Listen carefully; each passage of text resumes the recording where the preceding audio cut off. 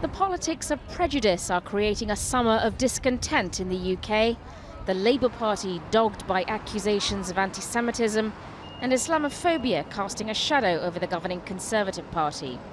Triggered by the ex-Foreign Secretary Boris Johnson's article in which he outlined his position against a ban on face veils, whilst describing women who wear them as looking like letterboxes and bank robbers.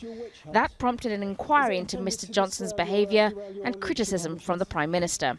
The question of how a woman should dress is a matter for a woman's individual choice. Nobody should be trying to tell a woman how to dress. In these tense times where the UK is sharply divided over issues of Brexit, immigration and a higher presence of extreme right-wing politics, some are worried that the current debate is leading to a rise in hate crime, especially given Mr. Johnson's recent article. He was quite free to express a personal opinion, saying that he feels a bit uncomfortable with women wearing niqab or burqa, but instead he went on to slag off such women in very abusive terms, language which will have the effect, it already had the effect of causing Muslim women to be abused in the street, in some cases physically assaulted.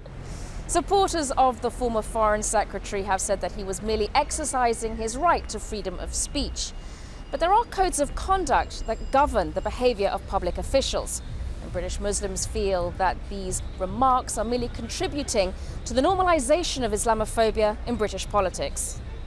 Slowly but surely there's an increase in Islamophobia, and I think Muslim women being kind of the visible face of Islam, because obviously we are covered, people can see we're Muslim.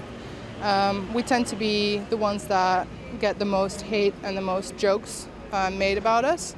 The hard right of the government have looked to Boris Johnson as a possible successor to Theresa May, were there to be a leadership challenge later in the year.